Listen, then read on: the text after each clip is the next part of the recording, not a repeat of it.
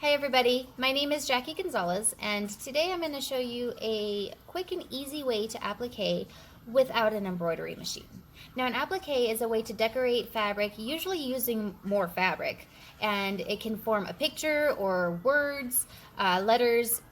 Your possibilities are endless. So because we are doing this at Christmas time, I'm going to be appliquing on a stocking. So aside from your normal pattern pieces, you're going to need an idea of what you're going to applique, and you're going to need your fabric that you're going to use for the applique. So we're going to be using heat and bond for this technique. Heat and bond can be found at most commercial craft stores. You can buy it on the bolt or pre-packaged, usually in the heat and bond section. You can also use a glue stick or pins or the spray adhesive. But today, the heat and bond is what we're going to use, and the purpose of all of these is basically to keep the applique in place.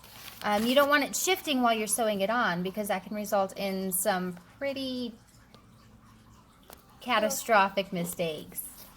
Your first step using heat and bond is going to be to trace the design onto the paper side of the heat and bond, and then you're going to press it onto the wrong side of the fabric that you're appliquing. So I'm going to go ahead and go do that, and then we will be right back. So I've gone ahead and I've pressed the glue side of the heat and bond to the wrong side of the fabric. Then using fabric scissors, you're just going to cut out the applique and then press it onto your main fabric. Now, according to heat and bond, that should be enough. The adhesion, it should form a good bond, and you can call it a day. However, I like the look of a traditional applique, so let's head over to the sewing machine and I will give you some pointers on how to put it on. Alright, so I'm at my sewing machine and I have the tree ironed onto the stocking. Now what I'm going to do, so I've made an executive decision just now that I'm just going to do a straight stitch, and I'm going to stay inside the tree as close to the edge as I can. We're probably about 1/8 of an inch to make it look nice.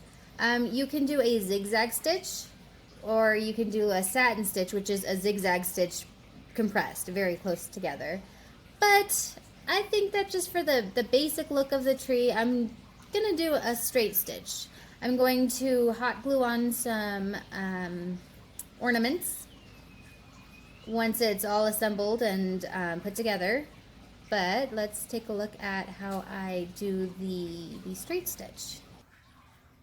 So with it loaded into my machine, I'm actually going to start at the bottom, and it just kind of makes it an easy place for me to meet up with the stitching when I come back around. So I have it all loaded up. I'm just going to do a simple back stitch. And my machine is set to a straight stitch. I want to say that the stitch length is set to a 3.0, and there's no real reason to that, other than I just prefer that length. Okay, so I've come up to the first little corner. So I've sewn about 1/8 of an inch past the edge of that fabric, and then what I'm going to do is I'm going to leave the needle down and twist the fabric so that it makes a sharp turn. I'm going to continue sewing. Okay, so now that I'm on the inside corner, I'm going to stop about 1/8 of an inch from that edge, and then do the same thing. Leave the needle down, lift up the presser foot, and turn the fabric. Same thing here. Stop 1/8 of an inch, turn the fabric while leaving the needle down.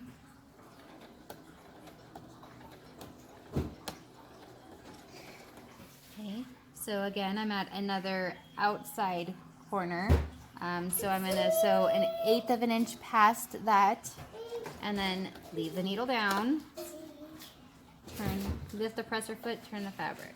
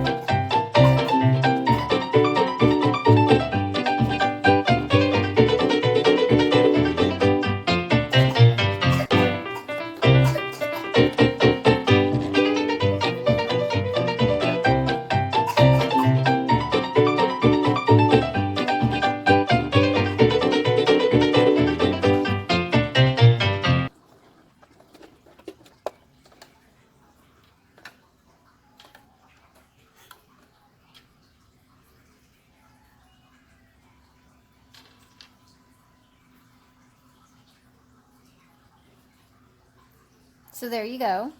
There is my applique Christmas tree onto the stocking. I'm going to finish sewing it, finish the embellishments, and I will show you the finished product. Well, here you have it. It's a cute little stocking ready for a kid or a family member to put their name over the top. You can now use this technique. There are an abundance of snowman drawings, or you can even do snowflakes to add onto a Christmas tree to personalize it, to have it reflect your recipient's personality. And I hope that this helped. Thanks so much for watching.